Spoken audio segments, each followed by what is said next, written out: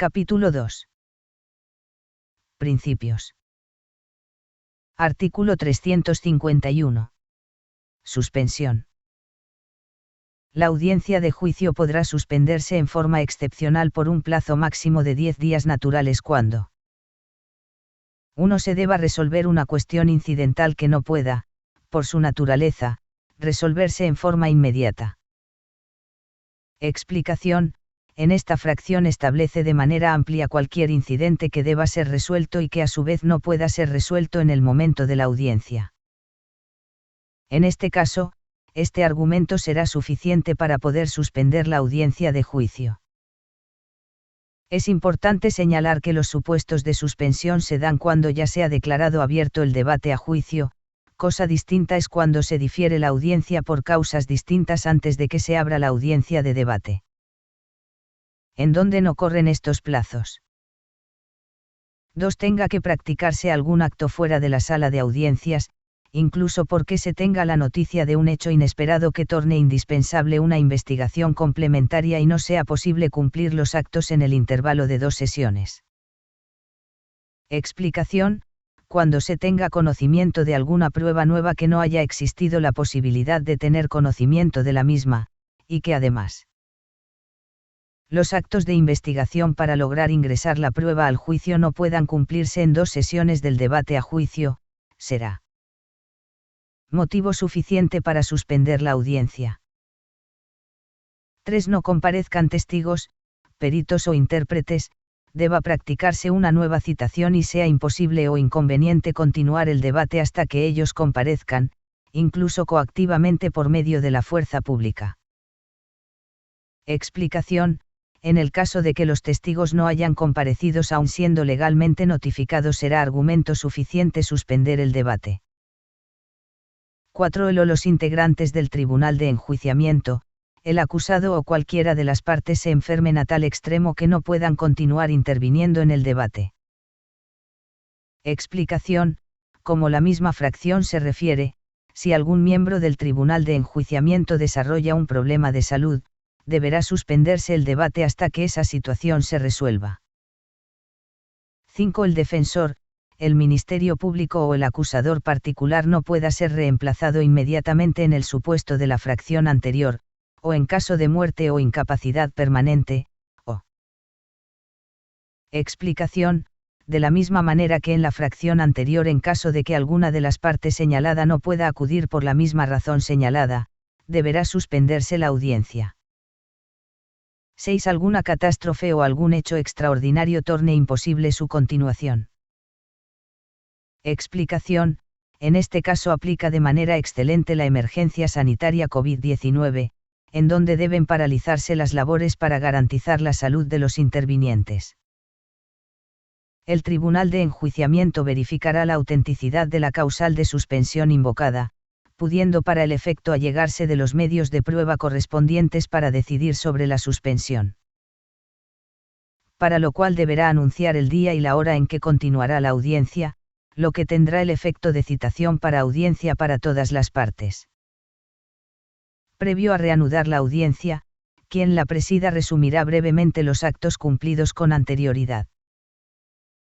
Explicación. El Tribunal de Enjuiciamiento tiene la facultad de verificar e inclusive investigar que los supuestos de suspensión sean reales, en caso de llegar a esa conclusión. Al momento de suspender la misma señalar la fecha y hora en donde deberá llevarse a cabo la audiencia. El Tribunal de Enjuiciamiento ordenará los aplazamientos que se requieran, indicando la hora en que continuará el debate.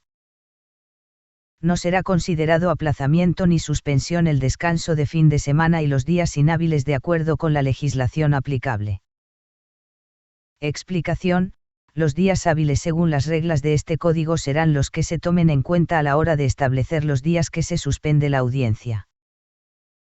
Artículo 352. Interrupción.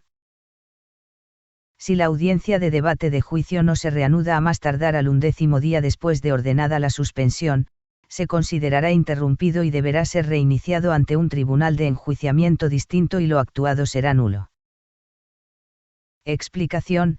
en caso de que la audiencia se encuentre interrumpida por algunas de las causas establecidas en el numeral 351 y esta interrupción perdure más allá de los 10 días, que es lo que el mismo artículo permite.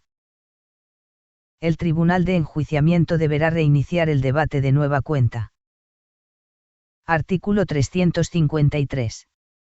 Motivación. Las decisiones del Tribunal de Enjuiciamiento, así como las de su presidente, serán verbales, con expresión de sus fundamentos y motivos cuando el caso lo requiera o las partes así lo soliciten, quedando todos notificados por su emisión. Explicación. La fundamentación y motivación de las resoluciones judiciales deben imperar como regla general en el desarrollo del mismo. En caso de que alguna de las partes solicite que sea explicada la motivación o fundamento de alguna resolución, y ésta no haya sido señalada, el tribunal tendrá la obligación de así hacerlo. Capítulo 3. Dirección y disciplina. Artículo 354. Dirección del debate de juicio. El juzgador que preside la audiencia de juicio ordenará y autorizará las lecturas pertinentes, hará las advertencias que correspondan, tomará las protestas legales y moderará la discusión. Impedirá intervenciones impertinentes o que no resulten admisibles, sin coartar por ello el ejercicio de la persecución penal o la libertad de defensa. Asimismo, resolverá las objeciones que se formulen durante el desahogo de la prueba. Si alguna de las partes en el debate se inconformaron por la vía de revocación de una decisión del presidente, lo resolverá el tribunal. Explicación. En todo momento el Tribunal de Enjuiciamiento, sea unitario o colegiado, deberá llevar a cabo la dirección del debate, por lo que ello conlleva que estén obligados a darle dirección al mismo, siguiendo las reglas de participación y orden de las partes en el juicio, controlar los interrogatorios. Verificar que se sienten las bases para la incorporación de objetos o documentos, entre otras técnicas de litigación. Deberá por otra parte verificar el desempeño y técnica de las partes para verificar si la persecución penal o la defensa se está desarrollando de una manera técnica, por lo que en caso de no ser así, deberá realizar los señalamientos pertinentes para ellos. El recurso de revocación establecido en el artículo 465 es la medio de impugnación aplicable para cualquier decisión del tribunal que se pretenda combatir. Artículo 355. Disciplina en la audiencia. El juzgador que preside la audiencia de juicio velará por que se respete la disciplina en la audiencia, cuidando que se mantenga el orden, para lo cual solicitará al Tribunal de Enjuiciamiento o a los asistentes el respeto y las consideraciones debidas, corrigiendo en el acto las faltas que se cometan, para lo cual podrá aplicar cualquiera de las siguientes medidas. 1. Apercibimiento. 2. Multa de 20 a 5.000 salarios mínimos. 3. Expulsión de la sala de audiencia. 4. Arresto hasta por 36 horas, o 5. Desalojo público de la sala de audiencia. Si el infractor fuera el Ministerio Público, el acusado, su defensor, la víctima u ofendido, y fuere necesario expulsarlos de la sala de audiencia, se aplicarán las reglas conducentes para el caso de su ausencia. En caso de que a pesar de las medidas adoptadas no se pudiera restablecer el orden, quien preside la audiencia la suspenderá hasta en tanto se encuentren reunidas las condiciones que permitan continuar con su curso normal. El Tribunal de Enjuiciamiento podrá ordenar el arresto hasta por 36 horas ante la contumacia de las obligaciones procesales de las personas que intervienen en un proceso penal que atentan contra el principio de continuidad, derivado de sus incomparecencias injustificadas a audiencia o aquellos actos que impidan que las pruebas puedan desahogarse en tiempo y forma. Artículo 356. Libertad probatoria. Todos los hechos y circunstancias aportados para la adecuada solución del caso sometido a juicio, podrán ser probados por cualquier medio pertinente producido e incorporado de conformidad con este código. Explicación. este artículo es de suma importancia para poder entender un principio básico del proceso acusatorio. Es decir, cualquier punto o proposición fáctica puede acreditarse con cualquier prueba, ello sin dejar de lado que evidentemente cada prueba puede tener mayor o menor fuerza probatorio que otras, menor o mayor credibilidad. Entre otros puntos que deben de acreditarse. Por ejemplo, para acreditar la propiedad de un vehículo, sin duda la factura del mismo.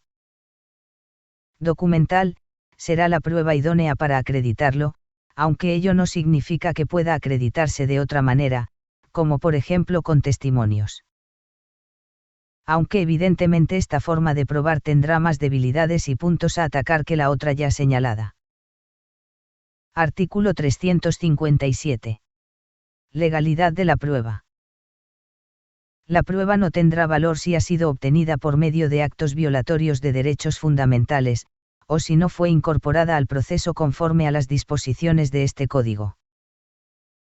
Explicación: cuando dentro del juicio se incorpore una prueba que haya sido obtenida mediante violación a derechos fundamentales o violación a formalidades, esta no deberá ser valorada por el Tribunal de Enjuiciamiento.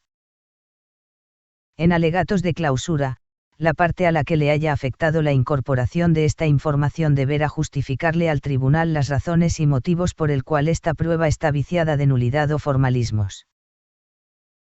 Y si los argumentos convencen al tribunal, éste deberá emitir su sentencia sin tomar en cuenta lo que esa prueba viciada de nulidad plasmó. Artículo 358. Oportunidad para la recepción de la prueba. La prueba que hubiere de servir de base a la sentencia deberá desahogarse durante la audiencia de debate de juicio, salvo las excepciones expresamente previstas en este Código. Explicación: la regla natural del proceso es que las cuestiones esenciales del proceso se debatan en juicio, sin embargo pueden existir excepciones, como la prueba anticipada, la cual tendrá valor probatorio en juicio aún no haya sido desahogada en el mismo. Artículo 359. Valoración de la prueba.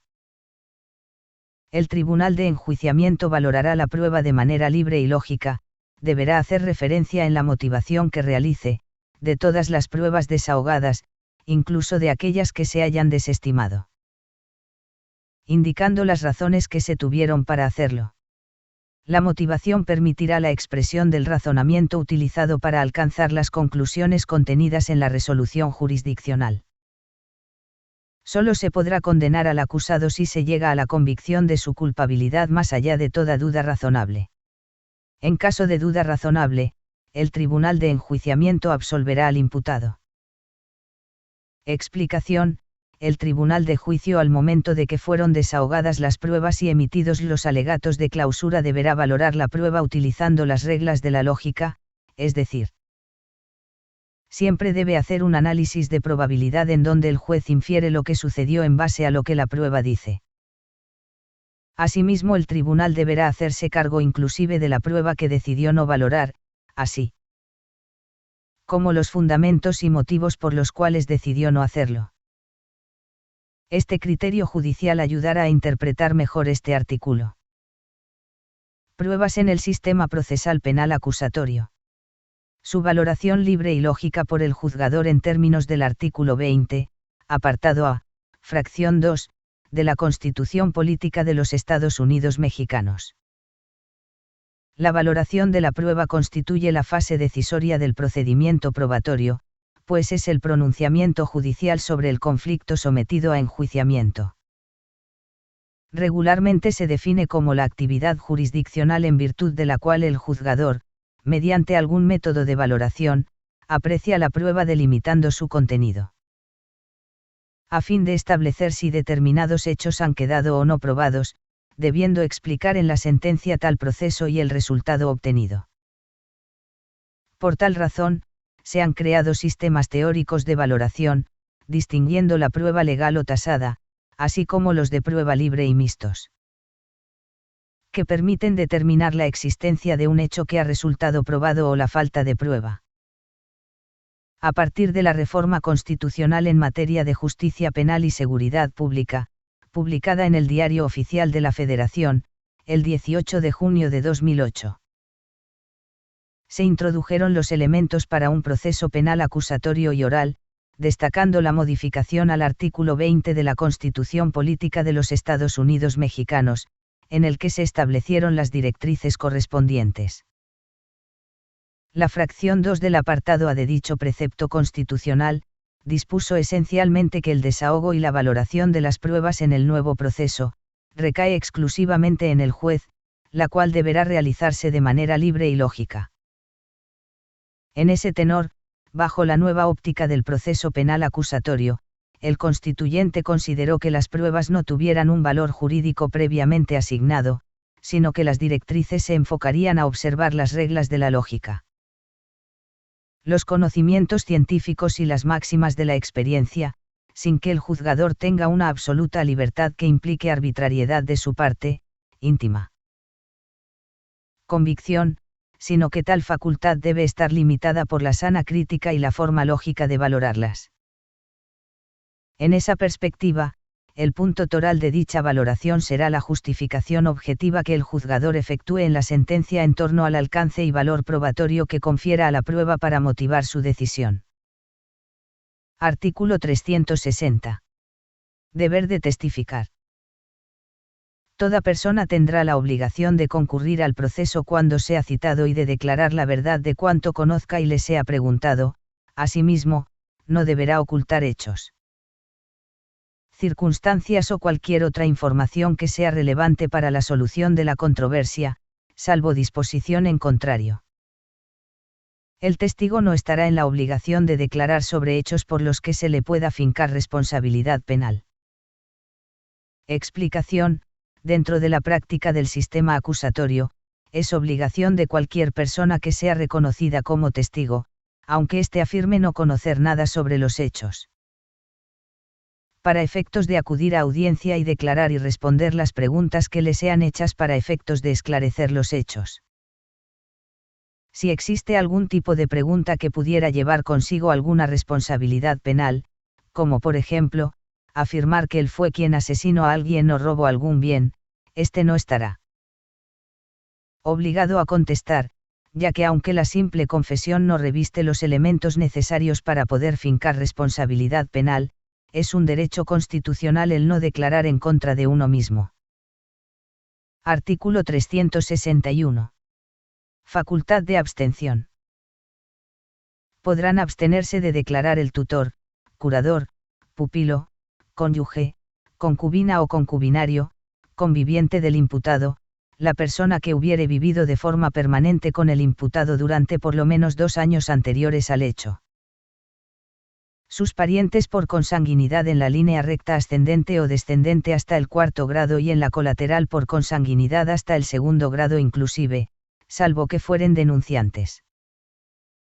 Deberá informar a las personas mencionadas de la facultad de abstención antes de declarar, pero si aceptan rendir testimonio no podrán negarse a contestar las preguntas formuladas. Explicación. Aun conociendo de los hechos que pudieran tener relevancia en la comisión de un delito, si un testigo que tenga un grado de parentesco con el imputado de cualquiera de los que marca arriba decide no declarar, el Tribunal de Enjuiciamiento deberá de proteger ese derecho y evitar que su testimonio sea desahogado en juicio. Si aun sabiendo de su derecho a abstenerse el testigo decide declarar, el testimonio deberá desahogarse. Artículo 362. Deber de guardar secreto. Es inadmisible el testimonio de personas que respecto del objeto de su declaración, tengan el deber de guardar secreto con motivo del conocimiento que tengan de los hechos en razón del oficio o profesión, tales como ministros religiosos, abogados, visitadores de derechos humanos, médicos, psicólogos, farmacéuticos y enfermeros, así como los funcionarios públicos sobre información que no es susceptible de divulgación según las leyes de la materia. No obstante, estas personas no podrán negar su testimonio cuando sean liberadas por el interesado del deber de guardar secreto. En caso de ser citadas, deberán comparecer y explicar el motivo del cual surge la obligación de guardar secreto y de abstenerse de declarar. Explicación. la única manera en que el testimonio se dota de legalidad y se vuelve obligatorio incorporar su testimonio dentro de un juicio es cuando es liberado por la persona facultada para generar esa liberación. Ejemplo, en el caso hipotético de que hubiera la necesidad de conocer la fórmula Coca-Cola, en este caso quien pudiera liberar del secreto es quien apareciera ante la autoridad registral en materia de propiedad industrial e intelectual y patentes. Si esta persona lo autoriza, se puede incorporar esa información. Artículo 363. Citación de testigos. Los testigos serán citados para su examinación. En los casos de urgencia, podrán ser citados por cualquier medio que garantice la recepción de la citación, de lo cual se deberá dejar constancia. El testigo podrá presentarse a declarar sin previa cita. Si el testigo reside en un lugar lejano al asiento del órgano judicial y carece de medios económicos para trasladarse, se dispondrá lo necesario para asegurar su comparecencia. Tratándose de testigos que sean servidores públicos, la dependencia en la que se desempeñen adoptará las medidas correspondientes para garantizar su comparecencia, en cuyo caso absorberá además los gastos que se generen. Explicación: el testigo solo tiene la obligación legal de acudir a audiencia cuando ha sido debidamente notificado para comparecer a la misma, por lo que solamente en caso de urgencia podrá ser notificado por cualquier medio. Como por ejemplo una llamada telefónica o un correo electrónico, que con ello ayude y garantice a que haya recibido la información y se garantice que vaya a acudir a audiencia. Artículo 364. Comparecencia obligatoria de testigos. Si el testigo debidamente citado no se presentará a la citación o haya temor fundado de que se ausente o se oculte, se le hará comparecer en ese acto por medio de la fuerza pública sin necesidad de agotar ningún otro medio de apremio. Las autoridades están obligadas a auxiliar oportuna y diligentemente al tribunal para garantizar la comparecencia obligatoria de los testigos. El órgano jurisdiccional podrá emplear contra las autoridades los medios de apremio que establece este código en caso de incumplimiento o retardo a sus determinaciones. Artículo 365. Excepciones a la obligación de comparecencia. No estarán obligados a comparecer en los términos previstos en los artículos anteriores y podrán declarar en la forma señalada para los testimonios especiales los siguientes.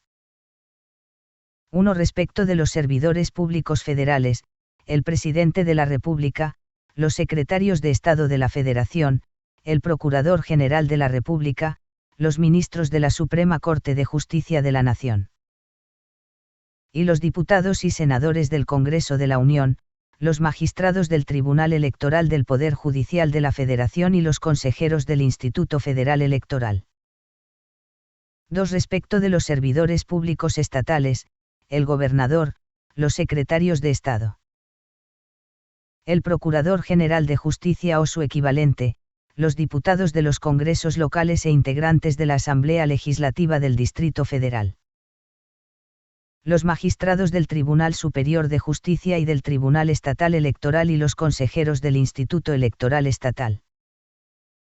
3. Los extranjeros que gozarán en el país de inmunidad diplomática, de conformidad con los tratados sobre la materia, y 4. Los que, por enfermedad grave u otro impedimento calificado por el órgano jurisdiccional estén imposibilitados de hacerlo. Si las personas enumeradas en las fracciones anteriores renunciaron a su derecho a no comparecer, deberán prestar declaración conforme a las reglas generales previstas en este código. Explicación: todos los servidores públicos que se encuentran señalados en el presente artículo, no tienen la obligación de comparecer a audiencia. Para efectos de poder recabar su testimonio, el proceso indica que deberá recabarse el mismo mediante cualquier técnica audiovisual, como pudiera ser una videollamada en Zoom, conforme a lo señalado en el artículo 366 del presente código. Asimismo, el procedimiento será el siguiente: si por ejemplo se cita a un senador a declarar, este mismo se deberá conectar a la aplicación señalada por el tribunal, Zoom, Google Meet, etc., para efectos de proceder a declarar sobre los hechos que le consten dentro del proceso. Asimismo conectarán a la presente audiencia las partes, fiscal, defensor, asesor jurídico, mismos que tendrán derecho a interrogar a las partes. Artículo 366. Testimonios especiales. Cuando deba recibirse testimonio de menores de edad víctimas del delito y se tema por su afectación psicológica o emocional, así como en caso de víctimas de los delitos de violación o secuestro, el órgano jurisdiccional a petición de las partes, podrá ordenar su recepción con el auxilio de familiares o peritos especializados. Para ello deberán utilizarse las técnicas audiovisuales adecuadas que favorezcan evitar la confrontación con el imputado. Las personas que no puedan concurrir a la sede judicial, por estar físicamente impedidas, serán examinadas en el lugar donde se encuentren y su testimonio será transmitido por sistemas de reproducción a distancia. Estos procedimientos especiales deberán llevarse a cabo sin afectar el derecho a la confrontación y a la defensa. Explicación: la regla general en el procedimiento penal es que los testigos y peritos comparezcan con el juez a declarar sobre lo que saben y les consta frente al juez. Sin embargo, existen casos, en donde resulta de mayor valor cuidar a grupos vulnerables de una posible revictimización, menores de edad sometidos a preguntas duras que pueden ocasionar algún trauma psicológico o personas que hayan vivido en carne propia un secuestro. Y que al ver a sus secuestradores de frente les ocasione afectaciones por recordar lo vivido. Para estos casos el proceso penal ha establecido una excepción a la regla, en donde podrán dar su testimonio mediante videollamada.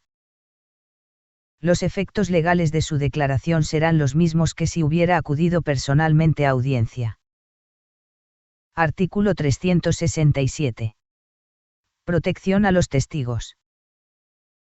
El órgano jurisdiccional, por un tiempo razonable, podrá ordenar medidas especiales destinadas a proteger la integridad física y psicológica del testigo y sus familiares, mismas que podrán ser renovadas cuantas veces fuere necesario, sin menoscabo de lo dispuesto en la legislación aplicable. De igual forma, el Ministerio Público o la autoridad que corresponda adoptarán las medidas que fueren procedentes para conferir la debida protección a víctimas, ofendidos, testigos, antes o después de prestadas sus declaraciones, y a sus familiares y en general a todos los sujetos que intervengan en el procedimiento, sin menoscabo de lo dispuesto en la legislación aplicable. Explicación: es común que ante procedimientos penales, y mayormente en donde los acusados son personas pertenecientes a la delincuencia organizada, ellos cuenten con estructuras tanto personales como financieras que puedan intimidar a los testigos o personas que puedan declarar en contra de estas personas. Ante estas situaciones, el juez, o en su caso el Ministerio Público, podrán ordenar su protección mediante mandatos a dependencias encargadas de proporcionar seguridad como las policías municipales, o inclusive policías estatales, para efectos de proteger la integridad de los mismos. Para ello será necesario que en caso de existir un peligro, habrá que acreditar ante el juez, o el Ministerio Público, cuáles fueron las amenazas o acciones que fueron realizadas en contra de los testigos que llevaron a solicitar este tipo de protección. Sección 2. Prueba pericial. Artículo 368. Prueba pericial. Podrá ofrecerse la prueba pericial cuando, para el examen de personas, hechos, objetos o circunstancias relevantes para el proceso, fuere necesario o conveniente poseer conocimientos especiales en alguna ciencia, arte, técnica u oficio. Explicación: la prueba pericial tiene como finalidad generar conclusiones técnicas sobre el examen de hechos, personas o circunstancias relevantes dentro del proceso penal. La forma de desahogo de esta prueba se lleva a cabo acudiendo el perito que emitió las conclusiones del peritaje a audiencia, el cual en forma oral en base a preguntas de quien lo ofertó explicara los detalles y cómo fue que llegó a las conclusiones que afirma en su peritaje. Este criterio judicial ayudará a interpretar mejor este artículo. Prueba pericial en el sistema penal acusatorio. Debe valorarse con base en lo manifestado por el perito en la audiencia de juicio oral, producto del interrogatorio y contrainterrogatorio que realicen las partes. Y no con la versión escrita del dictamen respectivo, legislación del Estado de Chihuahua. La primera sala de la Suprema Corte de Justicia de la Nación, en la tesis aislada primera. CXXV/2016, décima, de título y subtítulo, Proceso Penal Acusatorio y Oral. En este solo pueden reputarse como pruebas las desahogadas públicamente ante el tribunal respectivo, en presencia de las partes. Estableció que el sistema procesal penal acusatorio y oral, regido por los principios de publicidad, contradicción, concentración, continuidad e inmediación, se basa en una metodología de audiencias, cuyos ejes rectores se establecen en el artículo 20 de la Constitución Política de los Estados Unidos Mexicanos, razón por la cual, la lógica de las pruebas cambia respecto del sistema tradicional o mixto. Pues para el primero solo pueden reputarse como tales las desahogadas públicamente ante el tribunal respectivo, en presencia de las partes salvo la denominada prueba anticipada. Lo que implica que el dictado de las sentencias debe sustentarse en elementos de convicción recibidos directamente por el tribunal de juicio oral, bajo un control horizontal, con plena satisfacción de los principios citados.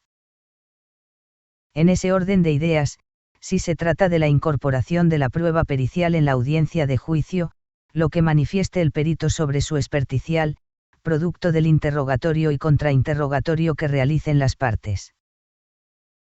Es lo que tiene que valorar de manera libre y lógica el órgano jurisdiccional, no la versión escrita del dictamen pericial, pues lo que exponga el perito de viva voz sobre las razones, estudios o experimentos que lo hicieron llegar a concluir su opinión pericial, es lo que debe ser valorado al dictar sentencia, de conformidad con los artículos 297.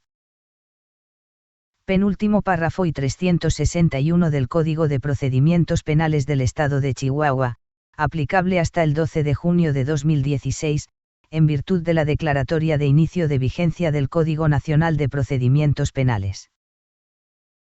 Artículo 369. Título oficial.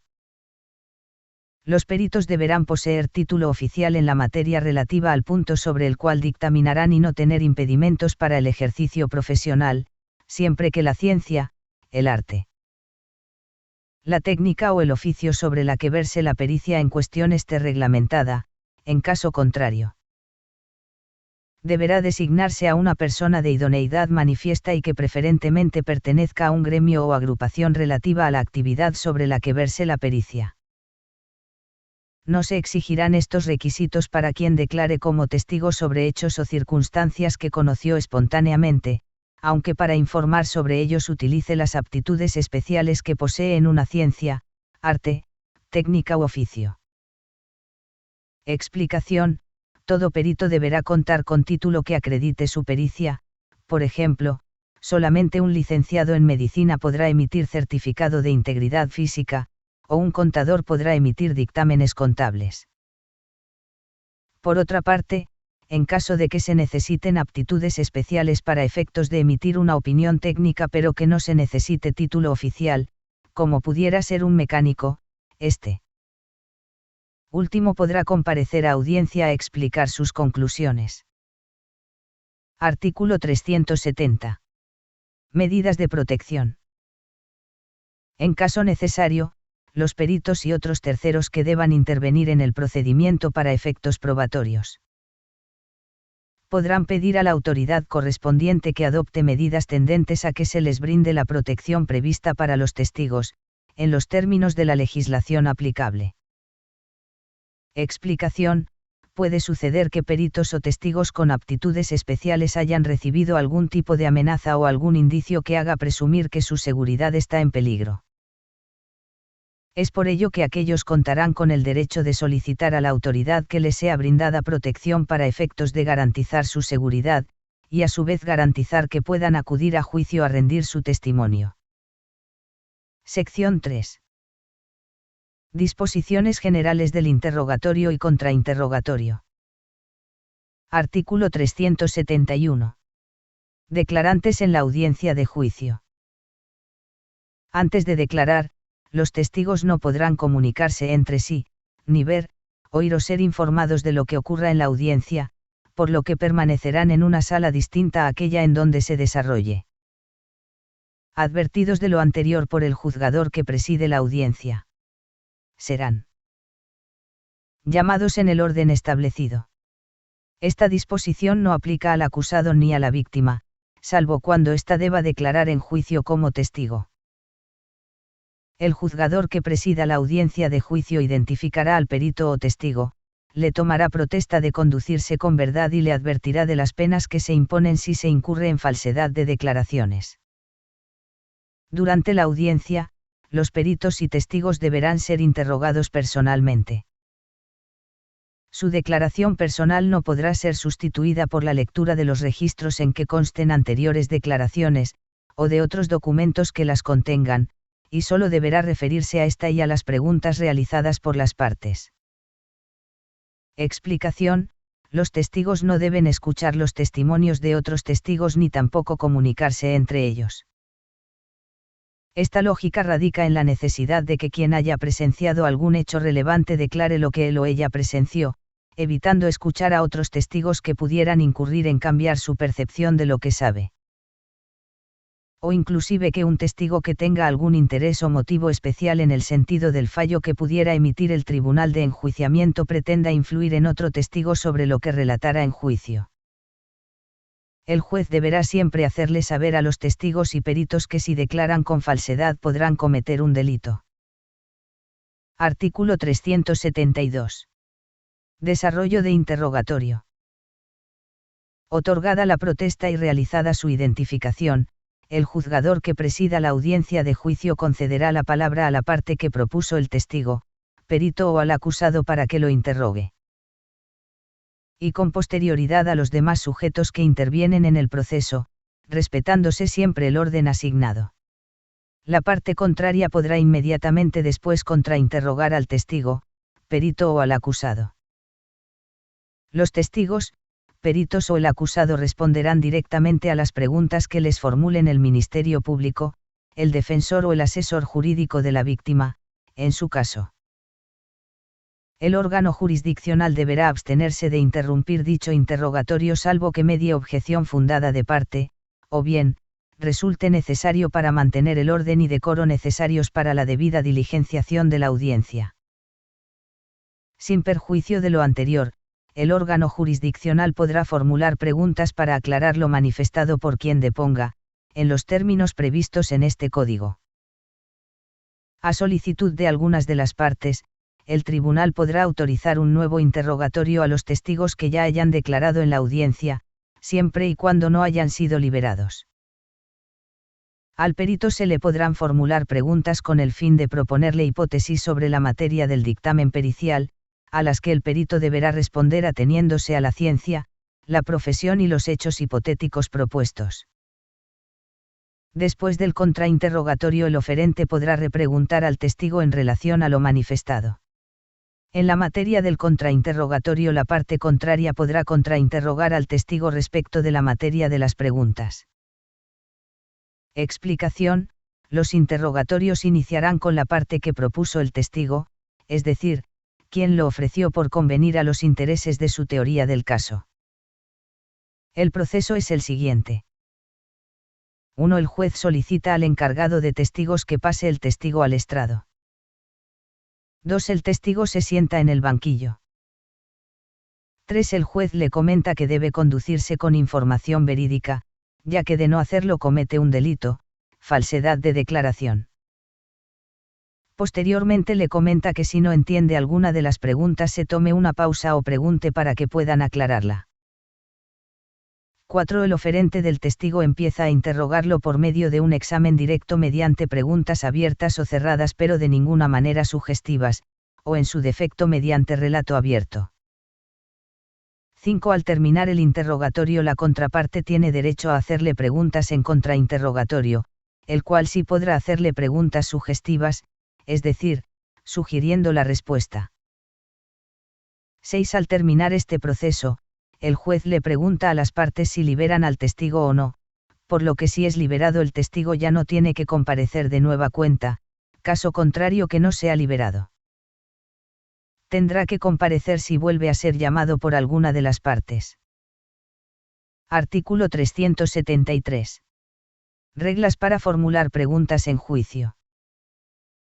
Toda pregunta deberá formularse de manera oral y versará sobre un hecho específico. En ningún caso se permitirán preguntas ambiguas o poco claras, conclusivas, impertinentes o irrelevantes o argumentativas, que tiendan a ofender al testigo o peritos o que pretendan coaccionarlos. Las preguntas sugestivas solo se permitirán a la contraparte de quien ofreció al testigo, en contrainterrogatorio. Explicación. Las reglas al momento de interrogar a un testigo son las siguientes. El oferente de la prueba, es decir, la persona que ofreció al testigo debe de preguntar sobre un hecho en lo concreto, deben ser claras y generar la pregunta empezando con un qué, quién, cuándo, cómo, con qué. ¿Por qué? Y cualquier pregunta que invite al testigo a desarrollar la respuesta. Están prohibidas a la persona que ofrece el testigo preguntar sugestivamente, es decir, incluir la respuesta dentro de la pregunta. Esta forma de preguntar solo está permitida en contrainterrogatorio. Artículo 374. Objeciones. La objeción de preguntas deberá realizarse antes de que el testigo emita respuesta. El juez analizará la pregunta y su objeción y en caso de considerar obvia la procedencia de la pregunta resolverá de plano. Contra esta determinación no se admite recurso alguno. Explicación. Dentro de la práctica es importante como contraparte estar pendiente del desarrollo del interrogatorio, para efectos de poder objetar las preguntas cuando así proceda. Es cuestión estratégica el objetar-preguntar, ya que desde nuestro punto de vista no se trata de objetar preguntas que no tengan relevancia para la teoría del caso que pretendas llevar a cabo, es decir, ¿qué importa si se realiza una pregunta sugestiva sobre una pregunta que no lastima tu teoría del caso? Es por ello que también darás buena imagen ante el tribunal si no objetas cualquier tipo de pregunta, ya que eso refleja que conoces tu caso, los puntos que deseas debatir, y que no estar entorpeciendo el transcurso del juicio. Artículo 375. Testigo hostil. El tribunal de enjuiciamiento permitirá al oferente de la prueba realizar preguntas sugestivas cuando advierta que el testigo se está conduciendo de manera hostil. Explicación. La hostilidad del testigo acontece cuando trata de evitar las preguntas, o que responde las preguntas con otras preguntas. Regularmente este supuesto se dará cuando la parte contraria al oferente cite a alguno de sus testigos para declarar en relación a lo que sabe de los hechos. Es dentro de este escenario en donde el abogado oferente podrá realizar preguntas sugestivas. Cuando el testigo deje de actuar de manera hostil, inmediatamente el oferente de la prueba deberá realizar el interrogatorio bajo las reglas establecidas. Artículo 376. Lectura para apoyo de memoria o para demostrar o superar contradicciones en audiencia. Durante el interrogatorio y contrainterrogatorio del acusado, del testigo o del perito, podrán leer parte de sus entrevistas, manifestaciones anteriores, documentos por ellos elaborados o cualquier otro registro de actos en los que hubiera participado, realizando cualquier tipo de manifestación, cuando fuera necesario para apoyar la memoria del respectivo declarante. Superar o evidenciar contradicciones, o solicitar las aclaraciones pertinentes. Con el mismo propósito se podrá leer durante la declaración de un perito parte del informe que él hubiere elaborado. Explicación. Durante el proceso se generan registros, estos son las declaraciones que presentan los testigos o peritos ante la Fiscalía, el informe policial homologado que presentan los policías ante la Fiscalía. Las declaraciones que pudieron haber realizado los testigos o peritos en audiencia de vinculación a proceso, entre otros. Todo lo anterior puede ser utilizado a la hora de examinar a un testigo, lo cual puede servir para ayudarle a recordar hechos que haya declarado en esas entrevistas, o inclusive lograr que caiga en contradicciones. Por haber declarado algo distinto en audiencia a lo que había dicho previamente en declaraciones previas. Evidentemente el uso indiscriminado de estas declaraciones puede incidir en el valor del testimonio, ya que el exceso de refresco de memoria, más aún en cosas que son difíciles de olvidar, o por otro lado, el exceso de contradicciones evidenciadas en un testigo, por lo que el realizar estos ejercicios se convertirá en una decisión estratégica por parte de quien las utilice. Sección 4. Declaración del acusado. Artículo 377. Declaración del acusado en juicio. El acusado podrá rendir su declaración en cualquier momento durante la audiencia. En tal caso, el juzgador que preside la audiencia le permitirá que lo haga libremente o conteste las preguntas de las partes. En este caso se podrán utilizar las declaraciones previas rendidas por el acusado, para apoyo de memoria, evidenciar o superar contradicciones. El órgano jurisdiccional podrá formularle preguntas destinadas a aclarar su dicho. El acusado podrá solicitar ser oído, con el fin de aclarar o complementar sus manifestaciones, siempre que preserve la disciplina en la audiencia. En la declaración del acusado se seguirán, en lo conducente, las mismas reglas para el desarrollo del interrogatorio. El imputado deberá declarar con libertad de movimiento, sin el uso de instrumentos de seguridad, salvo cuando sea absolutamente indispensable para evitar su fuga o daños a otras personas. Explicación: históricamente la declaración del acusado ha sido evitada por los defensores de los acusados, ya que la carga de la prueba es del fiscal del Ministerio Público, sin embargo en muchas ocasiones resulta estratégico que ésta sea desahogada. Recordemos que el acusado tiene el derecho constitucional de guardar silencio, por lo que nadie puede obligarlo a declarar, si es que su deseo es hacerlo. Por lo que su testimonio puede ser de utilidad si su testimonio puede ser corroborado con otras pruebas que ayuden a acreditar la teoría defensiva. Artículo 378. Ausencia del acusado en juicio. Si el acusado decide no declarar en el juicio, ninguna declaración previa que haya rendido puede ser incorporada a este como prueba, ni se podrán utilizar en el juicio bajo ningún concepto. Artículo 379. Derechos del acusado en juicio. En el curso del debate, el acusado tendrá derecho a solicitar la palabra para efectuar todas las declaraciones que considere pertinentes, incluso si antes se hubiere abstenido de declarar, siempre que se refieran al objeto del debate. El juzgador que presida la audiencia de juicio impedirá cualquier divagación y si el acusado persistiera en ese comportamiento, podrá ordenar que sea alejado de la audiencia. El acusado podrá, durante el transcurso del debate, hablar libremente con su defensor, sin que por ello la audiencia se suspenda, sin embargo.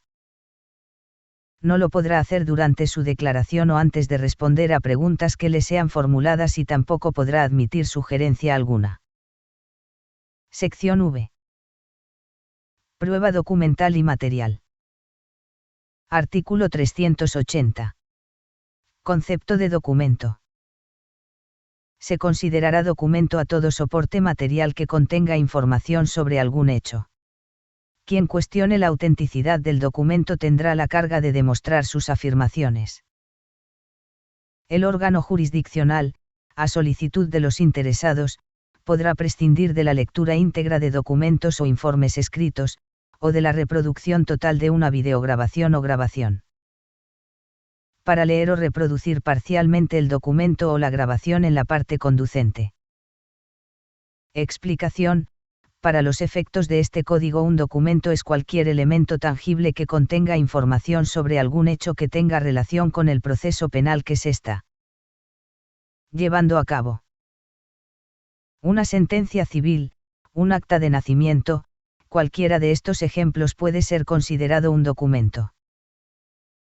En la práctica, a solicitud de la parte que la va a incorporar, podrá solo leerse parte de los documentos, o reproducirse alguna parte de un vídeo, como por ejemplo, en una sentencia civil pueda solo leerse los resolutivos. Lo cual es común y legal, ya que la contraparte cuenta con el documento completo consigo, por lo que si quisiera incorporar información adicional podría también hacerlo. Artículo 381. Reproducción en medios tecnológicos. En caso de que los datos de prueba o la prueba se encuentren contenidos en medios digitales, electrónicos, ópticos o de cualquier otra tecnología y el órgano jurisdiccional no cuente con los medios necesarios para su reproducción, la parte que los ofrezca los deberá proporcionar o facilitar. Cuando la parte oferente, previo apercibimiento, no provea del medio idóneo para su reproducción, no se podrá llevar a cabo el desahogo de la misma. Explicación: generalmente el tribunal cuenta con hardware y software necesario para llevar a cabo la reproducción de prueba almacenada en medios tecnológicos. Solo en el caso en que el oferente necesite otra tecnología para incorporar prueba, como por ejemplo, que sea necesario un software especial para poder decodificar algún documento, es que en este caso el oferente deberá proporcionar. Por lo que con ello el tribunal no se hace cargo del mismo. Artículo 382. Prevalencia de mejor documento. Cualquier documento que garantice mejorar la fidelidad en la reproducción de los contenidos de las pruebas deberá prevalecer sobre cualquiera otro. Explicación: este artículo está relacionado íntimamente con la valoración de la prueba, por lo que si existen dos o más documentos que hablen sobre el mismo punto a acreditar, deberá ser valorado el que garantice y cree mayor convicción. Es importante recordar que en el sistema de libre valoración de la prueba, un documento por ser público no necesariamente es veraz e indiscutible la información que en ella contiene. Es por ello que aún los documentos públicos pueden ser refutados y controvertidos por las partes. Artículo 383. Incorporación de prueba.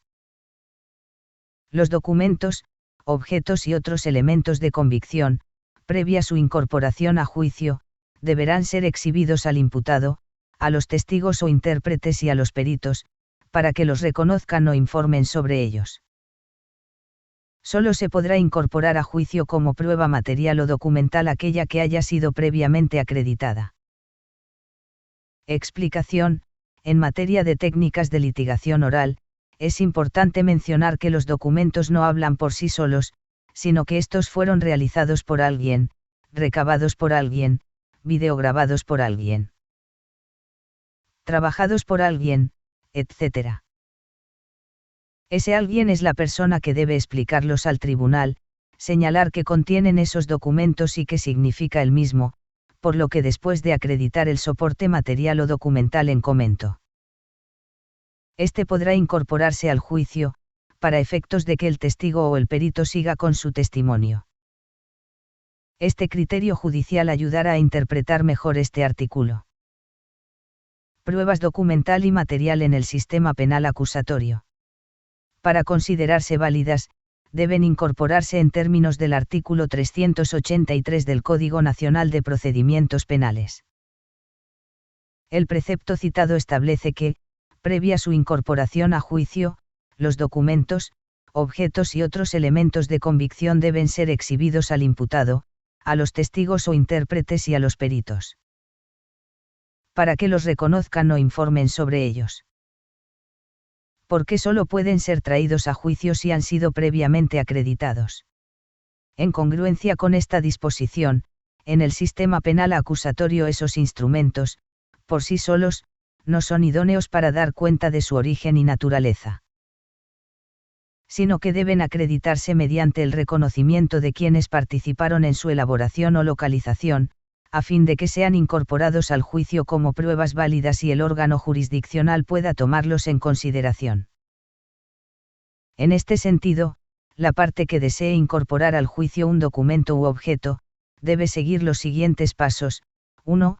Elegir a un testigo o perito que los reconozca, como podría ser la persona o agente policíaco que localizó el primero o quien participó en la elaboración del segundo, por ejemplo, el perito que rindió el dictamen. 2. Una vez que el testigo o perito narre los hechos que le constan y los relacionados con el objeto o documento, éste le debe ser mostrado para que lo reconozca, es decir, para que lo acredite. 3. Al momento de la acreditación del instrumento respectivo, el deponente debe expresar los motivos por los cuales lo reconoce. 4. Posteriormente, el objeto o documento debe ser mostrado a la contraria, y 5. Hecho lo anterior. Previa solicitud expresa de la parte interesada, el medio de convicción relativo puede incorporarse al juicio, por ende, hasta este momento constituye una prueba válida que el juzgador podrá valorar en su oportunidad. Artículo 384. Prohibición de incorporación de antecedentes procesales. No se podrá invocar, dar lectura ni admitir o desahogar como medio de prueba al debate ningún antecedente que tenga relación con la proposición, discusión, aceptación, procedencia, rechazo o revocación de una suspensión condicional del proceso, de un acuerdo reparatorio o la tramitación de un procedimiento abreviado. Explicación: el tribunal de enjuiciamiento debe de cuidar su imparcialidad a la hora de tener que valorar la prueba. Es por ello que es inaceptable que se pretenda incorporar información que tenga relación con alguna salida alterna o con un procedimiento abreviado. Artículo 385. Prohibición de lectura e incorporación al juicio de registros de la investigación y documentos. No se podrán incorporar o invocar como medios de prueba ni dar lectura durante el debate, a los registros y demás documentos que den cuenta de actuaciones realizadas por la policía o el Ministerio Público en la investigación. Con excepción de los supuestos expresamente previstos en este Código. No se podrán incorporar como medio de prueba o dar lectura a actas o documentos que den cuenta de actuaciones declaradas nulas o en cuya obtención se hayan vulnerado derechos fundamentales. Explicación: en la etapa de juicio, debe de comparecer la fuente de la prueba, es decir, el policía que realizó la detención, el perito que examinó la bala, etc., ello para cumplir con el principio de oralidad en el proceso. De igual forma, si previamente en antes del auto de apertura a juicio oral se decretó la nulidad de alguna actuación de las partes, ésta no podrá incorporarse a juicio. Artículo 386. Excepción para la incorporación por lectura de declaraciones anteriores. Podrán incorporarse al juicio, previa lectura o reproducción, los registros en que consten anteriores declaraciones o informes de testigos, peritos o acusados, únicamente en los siguientes casos. 1. El testigo o coimputado haya fallecido, presente un trastorno mental transitorio o permanente o haya perdido la capacidad para declarar en juicio y, por esa razón, no hubiese sido posible solicitar su desahogo anticipado, o 2. Cuando la incomparecencia de los testigos, peritos o coimputados, fuere atribuible al acusado. Cualquiera de estas circunstancias deberá ser debidamente acreditada. Artículo 387. Incorporación de prueba material o documental previamente admitida. De conformidad con el artículo anterior, solo se podrán incorporar la prueba material y la documental previamente admitidas, salvo las excepciones previstas en este Código. Sección 6. Otras pruebas. Artículo 388. Otras pruebas. Además de las previstas en este Código, podrán utilizarse otras pruebas cuando no se afecten los derechos fundamentales. Explicación: cualquier medio de convicción que pueda apoyar a que se esclarezca el hecho delictivo o que aporte información para fortalecer la teoría victimal o defensiva puede ser incorporado a juicio. Por lo que la única limitante para ello es que la obtención del mismo no haya violentado derechos fundamentales. Los ejemplos más comunes es alguna declaración obtenida por medio de tortura. El aseguramiento de bienes dentro de algún domicilio sin el debido permiso de la persona que por derecho puede otorgarlo o con la orden de cateo en mano, por comentar algunos. Artículo 389. Constitución del tribunal en lugar distinto. cuando así se hubiere solicitado por las partes para la adecuada apreciación de determinadas circunstancias relevantes del caso, el tribunal de enjuiciamiento podrá constituirse en un lugar distinto a la sala de audiencias. Artículo 390. Medios de prueba nueva y de refutación. El tribunal de enjuiciamiento podrá ordenar la recepción de medios de prueba nueva, ya sea sobre hechos supervenientes o de los que no fueron ofrecidos oportunamente por alguna de las partes, siempre que se justifique no haber conocido previamente de su existencia. Si con ocasión de la rendición de un medio de prueba sugiere una controversia relacionada exclusivamente con su veracidad, autenticidad o integridad, el tribunal de enjuiciamiento podrá admitir y desahogar nuevos medios de prueba. Aunque ellos no hubieren sido ofrecidos oportunamente, siempre que no hubiere sido posible prever su necesidad. El medio de prueba debe ser ofrecido antes de que se cierre el debate, para lo que el tribunal de enjuiciamiento deberá salvaguardar la oportunidad de la contraparte del oferente de los medios de prueba supervenientes o de refutación. Para preparar los contrainterrogatorios de testigos o peritos, según sea el caso, y para ofrecer la práctica de diversos medios de prueba, encaminados a controvertirlos. Explicación: existen dos tipos de prueba que pueden ofrecerse extemporáneamente, es decir, posterior al término establecido en la ley para ofrecerlas, las cuales son las siguientes. 1. Prueba superviniente. Esta surge cuando surge un nuevo acontecimiento posterior al cierre probatorio y de ofrecimiento de pruebas. Como ejemplo podemos señalar en un caso de lesiones calificadas, en donde la víctima fue atacada con un cuchillo, estuvo en coma algún tiempo y posteriormente a días antes del juicio ella falleció. Bajo este análisis tendrá que realizarse una autopsia para dictaminar las causas de muerte, y precisamente esta pericial realizada sobre el cuerpo será importante incorporar al juicio. Este caso sería un ejemplo de prueba superviniente. 2. Cuando no se haya conocido previamente de su existencia, este tipo de prueba presenta más problemas a la hora de su incorporación, ya que en este caso el juez tendrá que ser muy diligente en revisar las circunstancias de cómo fue esta descubierta, ya que defectos en la investigación no pueden. Capítulo V. Desarrollo de la audiencia de juicio. Artículo 391. Apertura de la audiencia de juicio. En el día y la hora fijados, el tribunal de enjuiciamiento se constituirá en el lugar señalado para la audiencia. Quien la presida, verificará la presencia de los demás jueces, de las partes, de los testigos, peritos o intérpretes que deban participar en el debate y de la existencia de las cosas que deban exhibirse en él, y la declarará abierta. Advertirá al acusado y al público sobre la importancia y el significado de lo que acontecerá en la audiencia e indicará al acusado que esté atento a ella. Cuando un testigo o perito no se encuentre presente al iniciar la audiencia, pero haya sido debidamente notificado para asistir en una hora posterior y se tenga la certeza de que comparecerá, el debate podrá iniciarse. El juzgador que presida la audiencia de juicio señalará las acusaciones que deberán ser objeto del juicio contenidas en el auto de su apertura y los acuerdos probatorios a que hubiesen llegado las partes. Artículo 392. Incidentes en la audiencia de juicio.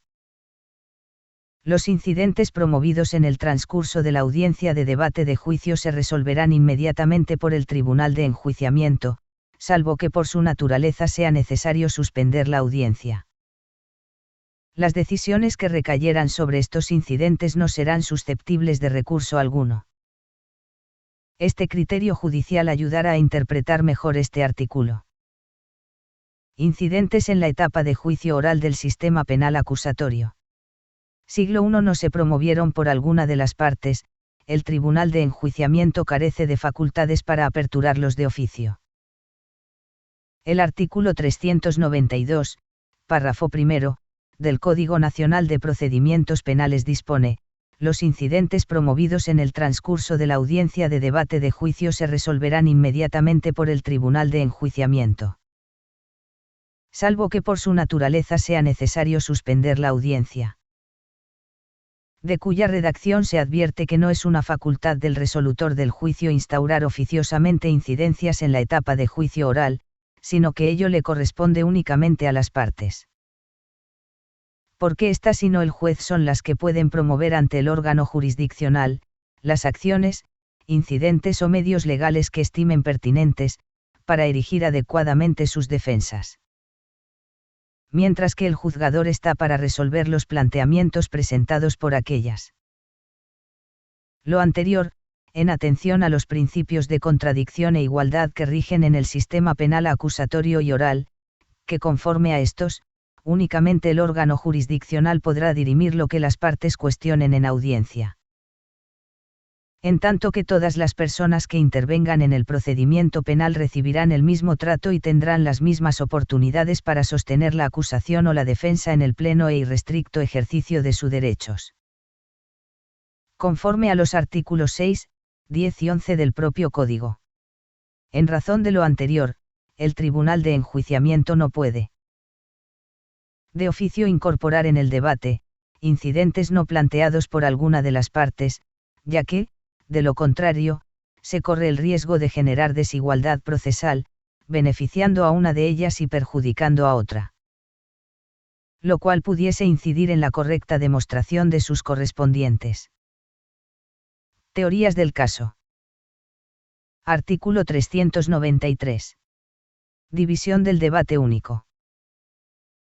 Si la acusación tuviere por objeto varios hechos punibles atribuidos a uno o más imputados, el Tribunal de Enjuiciamiento podrá disponer, incluso a solicitud de parte, que los debates se lleven a cabo separadamente, pero en forma continua. El Tribunal de Enjuiciamiento podrá disponer la división de un debate en ese momento y de la misma manera, cuando resulte conveniente para resolver adecuadamente sobre la pena y para una mejor defensa de los acusados. Explicación: es común que cuando exista un juicio en donde se hayan acumulado proceso penales o se trate de concurso de delitos. Por técnica procesal o inclusive por estrategia de defensa haya la necesidad de que se vaya generando debate hecho por hecho, ello con los efectos de darle coherencia a los argumentos y debates entre las partes. Artículo 394. Alegatos de apertura. Una vez abierto el debate, el juzgador que presida la audiencia de juicio concederá la palabra al Ministerio Público para que exponga de manera concreta y oral la acusación y una descripción sumaria de las pruebas que utilizará para demostrarla. Acto seguido se concederá la palabra al asesor jurídico de la víctima u ofendido, si lo hubiere, para los mismos efectos. Posteriormente se ofrecerá la palabra al defensor, quien podrá expresar lo que al interés del imputado convenga en forma concreta y oral. Explicación: al principio del juicio el juez unitario o tribunal colegiado de enjuiciamiento no tiene conocimiento de los hechos ni las estrategias de defensa. Recordemos que son jueces que no participaron en ninguna de las audiencias previas del citado proceso penal.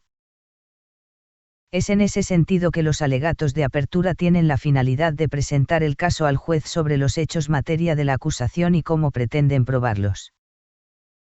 Artículo 395. Orden de recepción de las pruebas en la audiencia de juicio. Cada parte determinará el orden en que desahogará sus medios de prueba. Corresponde recibir primero los medios de prueba admitidos al Ministerio Público, posteriormente los de la víctima u ofendido del delito y finalmente los de la defensa. Explicación: después de que fueron realizados los alegatos de apertura será el turno de que sean desahogados los testigos, peritos y documentos que fueron ofertados en la audiencia intermedia fase oral y que deben aparecer en el auto de apertura a juicio.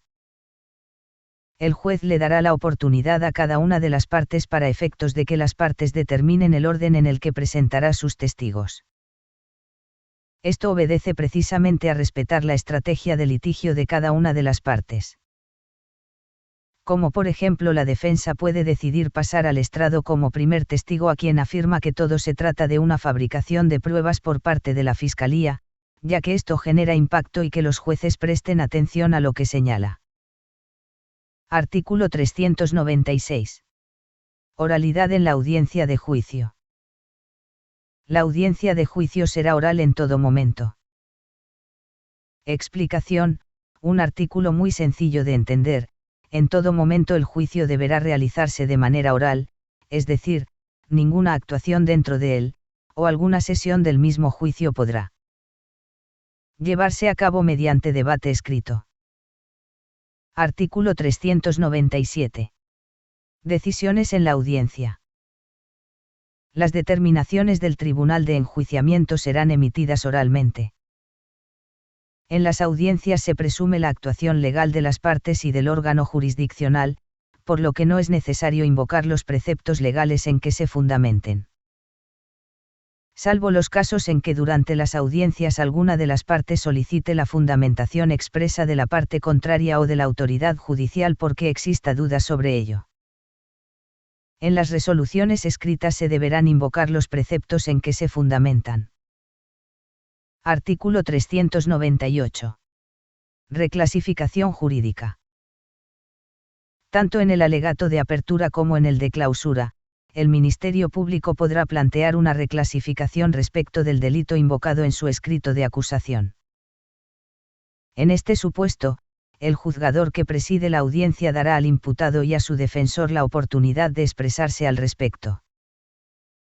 Y les informará sobre su derecho a pedir la suspensión del debate para ofrecer nuevas pruebas o preparar su intervención. Cuando este derecho sea ejercido, el Tribunal de Enjuiciamiento suspenderá el debate por un plazo que, en ningún caso, podrá exceder del establecido para la suspensión del debate previsto por este Código. Artículo 399. Alegatos de clausura y cierre del debate. Concluido el desahogo de las pruebas, el juzgador que preside la audiencia de juicio otorgará sucesivamente la palabra al Ministerio Público, al asesor jurídico de la víctima u ofendido del delito y al defensor, para que expongan sus alegatos de clausura. Acto seguido, se otorgará al Ministerio Público y al defensor la posibilidad de replicar y duplicar. La réplica solo podrá referirse a lo expresado por el defensor en su alegato de clausura y la dúplica a lo expresado por el Ministerio Público o a la víctima u ofendido del delito en la réplica. Se otorgará la palabra por último al acusado y al final se declarará cerrado el debate.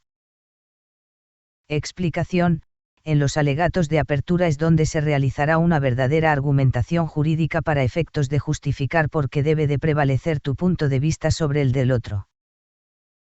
En primer término, el Ministerio Público argumentó por qué debe de prevalecer lo señalado en la acusación ministerial, señalando lo que cada testigo, perito, documento, objeto significa jurídicamente hablando, y en su caso, demeritando lo que la contraparte afirmó. En segundo término, el asesor jurídico de la víctima u ofendido y posteriormente la defensa deberán de hacer lo propio. Por último, cada una de las partes deberá argumentar sobre lo que dijo la contraparte sin añadir argumentación que se haya omitido señalar en su primer turno, y después de esto, el acusado tendrá la última palabra para hablar y con ello se dará por cerrado el debate. Capítulo 6. Deliberación, fallo y sentencia. Artículo 400. Deliberación. Inmediatamente después de concluido el debate, el Tribunal de Enjuiciamiento ordenará un receso para deliberar en forma privada, continua y aislada, hasta emitir el fallo correspondiente. La deliberación no podrá exceder de 24 horas ni suspenderse, salvo en caso de enfermedad grave del juez o miembro del tribunal.